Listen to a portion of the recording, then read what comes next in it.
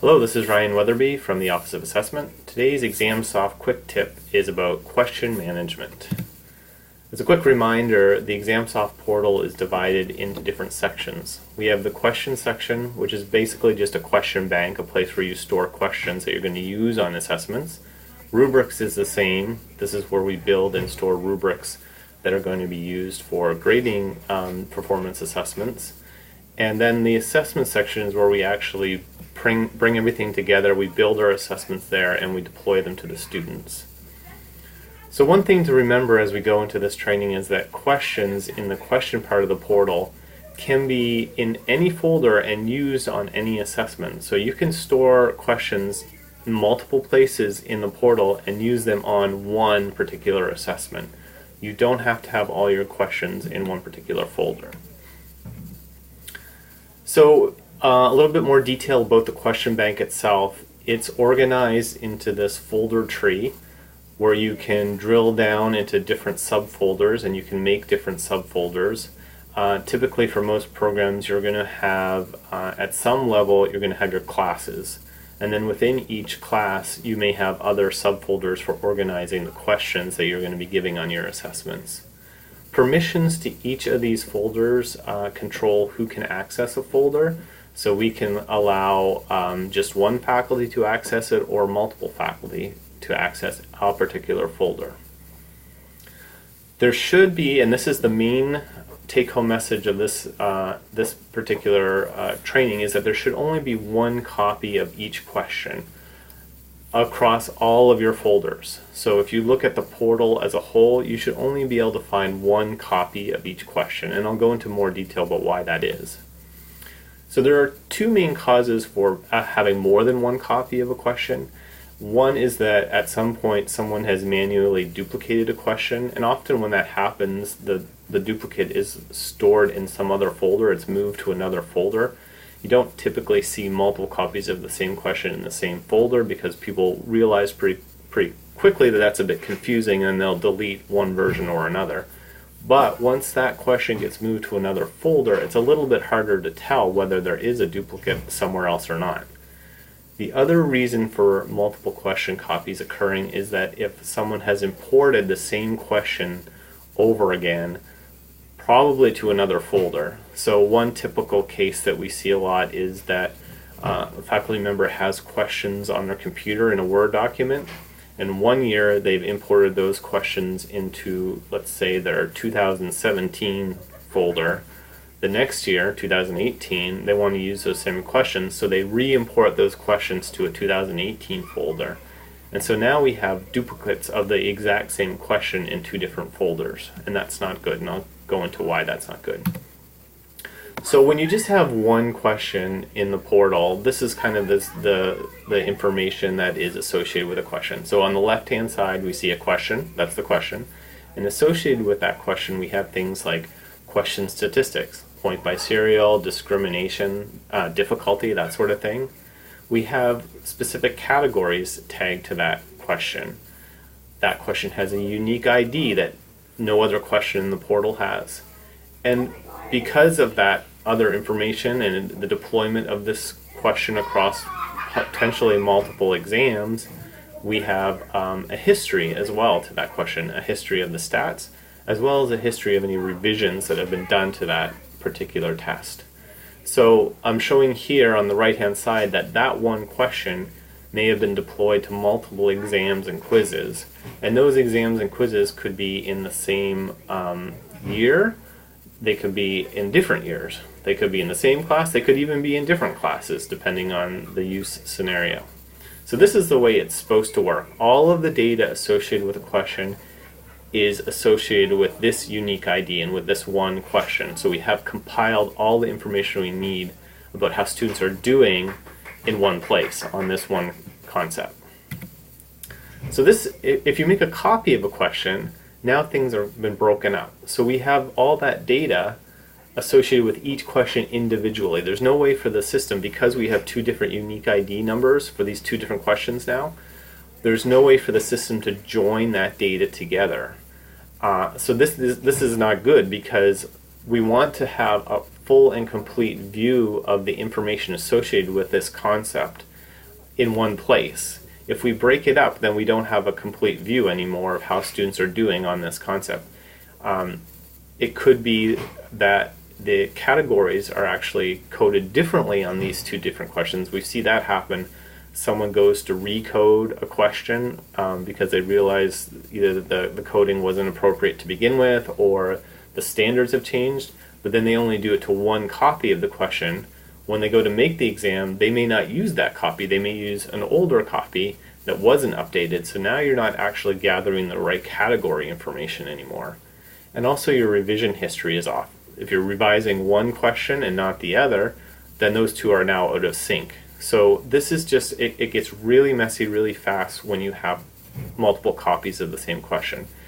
On the right hand side of the screen, I'm also showing kind of what I already talked about, is that you would have to be really diligent to make sure that you're using the correct copy, the newest copy, let's say, of the question on all of your exams, and that's really hard to do. So it may be that a copy of the question is being deployed to some exams, and while the other copy is being deployed to others, and you're again not, and this could even happen within the same semester of the same class. So you're not compiling your data the way that the system is meant to do. Okay, so there are actually some cases where you would want to make a duplicate of a question. So I'm just going to talk a bit about when to duplicate and when to just revise a question. So the only real scenarios where you'd want to make a duplicate of a question is when there's a major change to the question that changes its focus. So it's not really assessing the same thing the original question did anymore. Maybe you still want that original question because there's something useful about it, but you decided that, oh no, I want to ask this question in a different way. Okay, well then you can make a copy of it and make your changes to that copy. It's really a different question at that point. It's not just a copy, it's really, you started with a template from the original question, but you've made it something new. Along the same lines, if you want to change the type of the question, so maybe you started out with a multiple choice question, but you realize this content would be better assessed using a fill in the blank, you're going to have to actually not duplicate a question in that point. You're actually going to have to start new and make a new question from the beginning, because you can't change the type even when you're duplicating a question. Normally you would just revise, edit a question. So I'm just going to flip over to ExamSoft quickly to show you what I mean by that. So if you have a question here and you realize that, oh, there's something wrong with this. Like, I don't like D. I don't like option D here. For one thing, it's not capitalized like the other. That's kind of weird. So if I wanted to make a change, a minor change to this question where it's just an edit, a typo, something like that, I would go to the Create New Revision Edit button, hit that, make my change in this option, and then hit Approve. And that's going to keep the information with this question together. It's still in the same ID number. So the other thing the other reason why you would just want to revise or edit a question is if you're making updates based on something like the item analysis, where you realize a certain option didn't function very well, you want to update it. Well, it's still the same question, you're just improving it. So that's just a revision to the question. Don't make a duplicate of it, and that will break the data, and we don't have the history of the way that the question used to work previous versus how it worked after you made your update. So some best practices. Only maintain one version of each question. If you already have multiple copies of a question in the portal and they've been used on an assessment, we can't actually delete them. Once a question gets used on an assessment, it's kind of locked in the system from deletion. So what we do in that case is we can move the question to a dead question folder, so you're less likely to use it in the future. And the other thing to do is to actually tag it with a category called something like dead question, something that if you accidentally search for the question and include it on an assessment, you'll see that it's categorized with this dead question code, and it will make you realize that, oh no, there's another copy of this question that I should be using. So just to show you what this looks like, here's an assessment where we've done this with duplicate questions that are in the portal, And so the questions were added to the assessment, and we see that there's a bunch of them that are coded dead questions. So we know that those are ones that we should swap out for the live version of that question, because we don't want to be collecting data about these dead questions anymore. One other best practice is to just organize your question folders meaningfully so that all current and future instructors of that class can easily find the questions. So just when you're thinking about the folder names, some ways that I think are good ways to organize those folders are by things like general topics, concepts, skills, module names, content areas. So these are the types of ways that you would name your folders that are within your class. So an example might be, I'm going to have a folder called dosage calculations. Maybe I'd have another folder, maybe in another class even, called diabetes, depending on the class content you have, of course. A not so good way of naming your folders is by the exam and quiz number. So something like exam 1. Lots of people do this, and the reason why it's not such a great way to do it is because the content in exam 1 may change from year to year, so it's not really that helpful for you to find your questions. If you know that your exam 1 is going to be the same from now to eternity, okay, go ahead and do that, I guess. But normally that's not the case. Normally, things are changing and dynamic, and the actual content that you're going to be testing from year to year does change.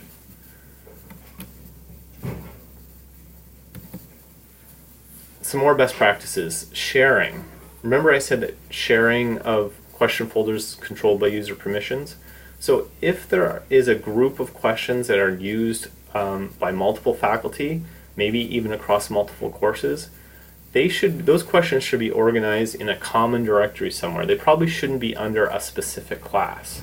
So if that's the case, we can build a directory that's higher up on the directory tree than a particular class, and we can put all those folders in there and give everyone who needs permissions to read or write those questions and use them as they see fit.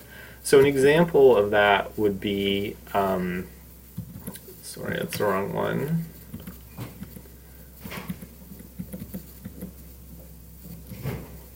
If we go to the question folder here, I've just set up an example of what it might look like. So we're going, oops, sorry, this is the wrong portal. I want to be over here. Go into the questions bank. And I just set up an example folder in the School of Pharmacy one here. So we have a directory now called topics. And within that topics directory, we might have some subtopics called ethics, genetics, informatics, therapeutics, toxicology, and there, of course, would be probably a lot more than this. But then we can even drill down further. So in therapeutics, for example, we could have specific therapeutic-related subtopics, ACLS, acid-base, breast cancer, COPD, diabetes, and within those, you would put the questions that are appropriate for those topical areas, and that would be something you could share this whole topic or one of the subtopic directories with the faculty that needed it, that taught those topic areas in their classes, and then those questions would be available for everyone. So when you do this, when you don't have your questions in a particular class folder where you're expecting them to be, there are some more additional challenges with finding the questions. So as we could use the folder names as a guide. So if you've named your folders well, that should be a really good guide for finding particular types of question content, I should say. But we can also use categories. So we can code the questions to the categories by topic, and then we can search by those categories. So if we go back here in this example, we can search folders by the folder name, but there's also this option at the top to search by category. So if we have coded the questions well, we could put a topic area in as a category, search for that, and then all those questions will come up regardless of what folder they're in, as long as you have permission to see them. And there are some more advanced search options as well. We can search by things like question difficulty, point by serial, or even the last time a question was used on an assessment. And to access that information, we scroll to the top. Sometimes it's hidden and you have to scroll over to the right to get to this advanced search button. Click on that and you'll see a whole bunch of other filters pop up here that you can use to locate and locate questions that have specific properties that the portal tracks. So that's the end of this training. If you have any additional questions about organizing your content or need some extra help from us, please contact anyone in the Office of Assessment and we'd be more than happy to help you out.